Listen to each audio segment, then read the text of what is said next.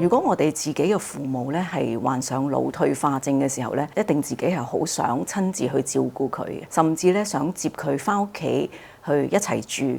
自己親自去照顧，咁但係咧，如果係接一個腦退化嘅父母返屋企住嘅時候咧，我哋嘅配偶點樣去支持、點樣去配合咧，都好重要嘅。今日咧好高興咧請到 Sally 佢親身嘅經驗咧，同我哋分享下。因為咧 Sally 咧就係同佢個先生 Philip 咧一齊係照顧咗 Philip 係有腦退化症嘅媽媽一齊喺屋企住嘅。或者我哋講下咧，你最初咧知道你先生 Philip 話要接媽媽返屋企住，咁嗰陣時媽媽咧已經係腦退化症一段時間㗎啦。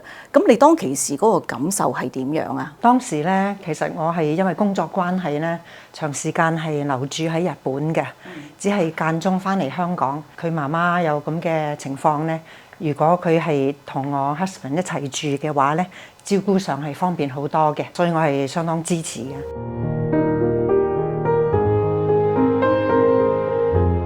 咁到你完成咗你喺日本嗰個工作啦，要返香港嘅時候啦，咁又點咧？有冇一個好大嘅轉變咧？你真係要同奶奶一齊住咯喎，咁佢嗰陣時可能個腦退化症係咪又再嚴重咗啊？其實我返嚟住嘅時候咧，所面對嘅挑戰係好多方面嘅。首先咧就係由日本返嚟香港啦，咁都要適應一下即係香港嘅生活，因為走咗都好幾年。咁另外咧，因為啱啱退休啦，開始新嘅生活啦，咁同埋返香港之後咧，要搬去一間細好多嘅屋，奶奶又同我哋一齊住，於是係多方面嘅挑戰嚟嘅。當時我都係話有見步行步啦，睇下點樣逐漸去適應咁啦。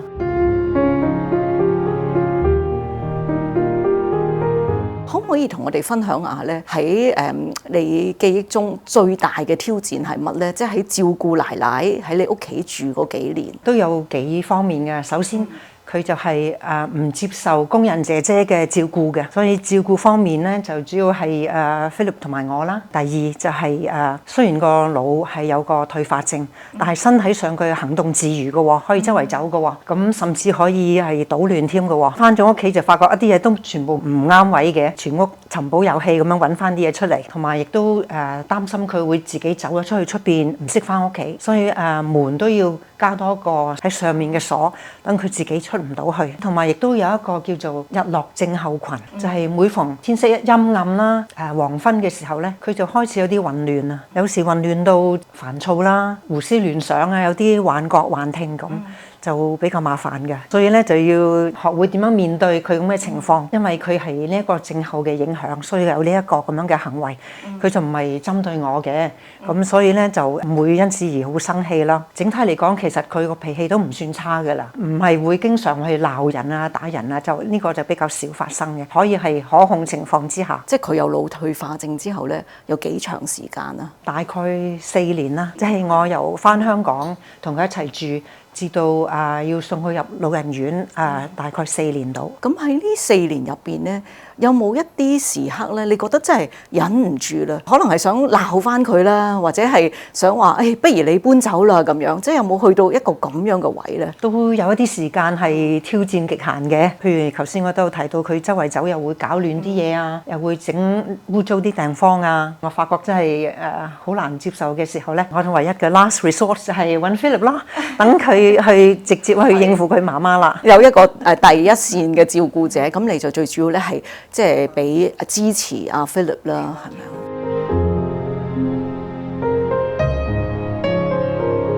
？4年嘅時間咧，即係唔短啦嚇。咁同埋因為係咁困難啦，對你哋兩個嗰個夫妻嘅關係或者係婚姻嘅關係咧，有冇影響到咧？有冇因為奶奶搬咗嚟住，咁佢有呢個病咧，搞到你哋影響你哋嘅感情啊，或者嗌交都多啲咧？咁當然困難係會多咗嘅。由於我哋兩個都係有同一嘅信仰咧，所以就即係溝通啊，或者即係共識方面係容易啲達到啦。當然去到某個地步咧。譬如我搞唔掂啦，揾 Philip，但係 Philip 到某個地步都發覺即係好難繼續咁樣維持落去。所以4年之後咧，都要即係送媽媽入安老院啦，等嗰度有24小時照顧。因為我哋照顧者都要休息㗎嘛。佢媽媽有時半夜都中意行來行去周屋走嘅，令到我哋都好難入睡。我哋自己都瞓唔到嘅時候，有日間就更加難去照顧佢啦。最後都係唯有送佢入安老院。照顧者都係好緊要，就係話即係知道自己嗰個能力去到邊一個地步咧，可能真係要交去一個院舍啦，或者係靠一啲專業人員咧去照顧自己嗰個親人咯。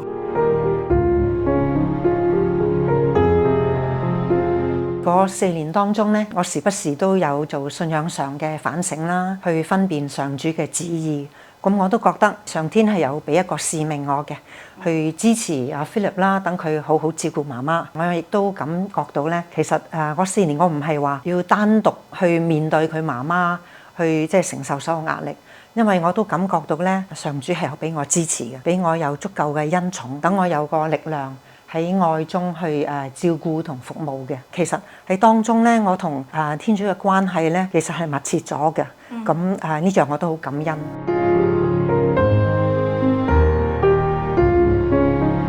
咁4年幾咁難過嘅時間啦，即係咁多挑戰啦，因為佢個情況越嚟越差嘅時候咧，你又有新嘅問題、新嘅挑戰。信仰係即係一個主要嘅動力啦，但係會唔會係即係你兩夫妻嗰個喺信仰或者喺生活上面，但係嗰個諗法咧，即係你覺得係咪好一致？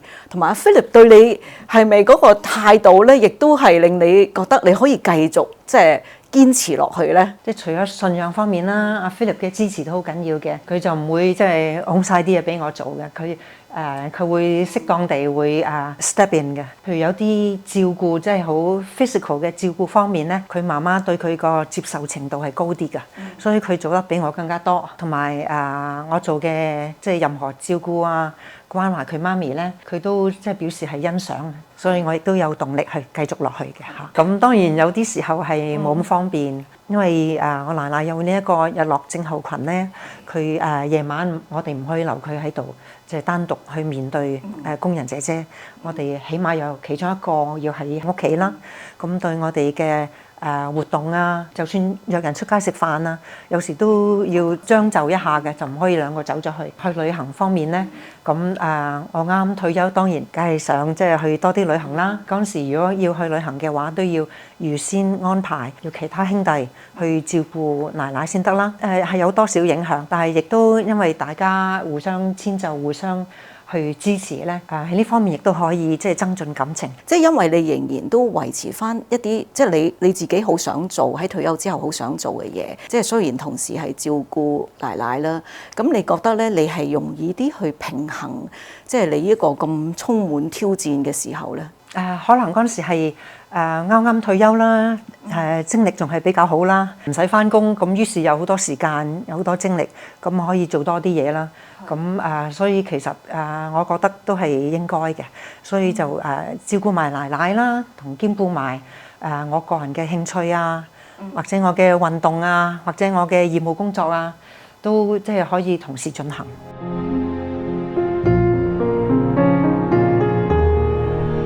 好啦，而家你過咗呢個時間之後，你諗翻轉頭，你覺得對你有啲乜嘢嘅啟悟咧？即係呢一個照顧奶奶呢個階段咧，對你譬如話面對我哋自己都踏入去年紀越嚟越大啦，咁又會唔會有一啲乜嘢嘅啟悟同埋反思啊？咁因為一齊住咧，個感受會深啲啦。首先就係覺得，當你仲係有足夠嘅精力或者體力嘅時候咧，就應該盡量做你應該做或者可以做或者想做嘅工作或者事情啦。因為到將來體力無可避免一定會衰退㗎嘛。真係衰退嘅時候咧，都要適應啦，即係唔能夠不停咁 hold on to 以前我做開乜，我要繼續咁樣做。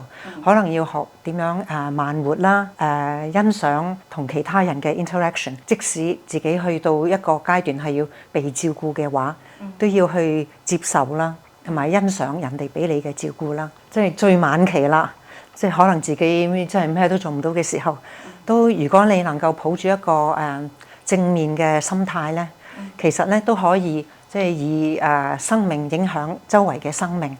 我覺得呢樣非常之重要，同埋識得交託啦。因為任何嘅情況之下，起碼會感覺到上主同我一齊嘅，即係我唔係一個人去面對整個世界。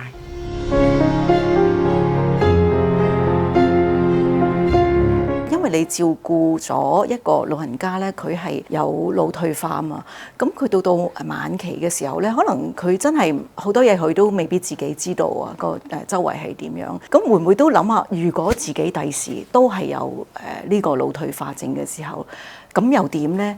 我點樣準備自己？如果真係自己第時年紀大咗嘅時候都有腦退化症啦，咁我又點樣面對呢？咁喺呢方面有冇啲乜嘢嘅反思呢？照顧奶奶當中咧，就對於呢一個腦退化症咧就認識多咗啦，醒覺性高咗啦。第日即係如果我覺得自己都開始有呢個問題嘅時候咧，盡量做可以同埋應做嘅事先啦，同埋亦都要準備定將來就而家好興話啲 Advanced Medical Directive 啊，又加上遺囑啊。或者各種嘅即係後事，我諗就要早啲做好準備，就唔好到自己真係退化到咩都唔知嘅時候，想做都做唔到㗎啦嚇。咁亦都即係要對周邊啲人嘅關懷啊、照顧啊，要欣賞啦，要感恩啦嚇，呢個好重要。作為主要照顧者咧嘅配偶咧，如果有一個朋友走嚟揾你話佢同你個情況一樣啦，即係佢另外一半咧又要照顧個爸爸或者媽媽啦，有腦退化症，想一齊住嘅咁。作為一個配偶咧，你會俾一啲咩意見佢？最緊要係啲咩嘢？要留意啲咩嘢咧？我諗首先咧就係你同配偶嘅爸爸或者媽媽。即係喺大家正常嘅情況之下相處係融洽嘅。如果喺正常情況之下都相處唔嚟嘅話咧，就好難喺即係對方有呢一個問題嘅時候先去照顧佢。如果凡事係用愛心同包容同耐性咧，好多問題咧就容易啲解決嘅，即係自己唔會咁難受。因為你知道佢唔係話針對你噶嘛，只係即係佢個病情去到呢個階段，佢就有咁嘅症狀出嚟，咁就你知道嘅話咧，就會即係容易啲接受咯。大家個屋企嘅老人家咧，佢未有腦退化症嘅時候咧，或者未有第二啲病嘅時候咧，我哋首先咧就要同佢個關係咧，就係要建立得更加好、更加穩固。咁他日如果佢身體唔好嘅時候，真係要照顧佢嘅時候咧，你係又更加容易去接納佢啊！咁同埋有信仰嘅就更加好啦，因為你唔係單獨去面對呢個問題啊嘛，你可以即係祈禱啦，祈求上天俾你足夠嘅恩賜嚟到去照顧啦，去感受到即係大家嗰個即係 interaction。就算佢未必識得講㗎啦，但係佢都會有啲反應㗎嘛。從佢反應之中咧，其實你都會感受到一啲動力，可以繼續去照顧落去。非常之感受到咧，你係用一個愛啦，用接納啦，冇覺得話好委屈你要去照顧奶奶啦。咁樣嘅情況之下咧，去照顧咗奶奶一段都幾長嘅時間。咁同埋加上咧，你有一個好體諒嘅丈夫啦。咁我覺得咧，你哋真係一個好完美嘅組合啊！感謝天主，因為唔係靠自己嘅力量可以做到。冇錯，信仰嗰個支持咧，我真係睇到係俾到你哋兩夫妻咧，係可以面對到呢個咁大嘅困難。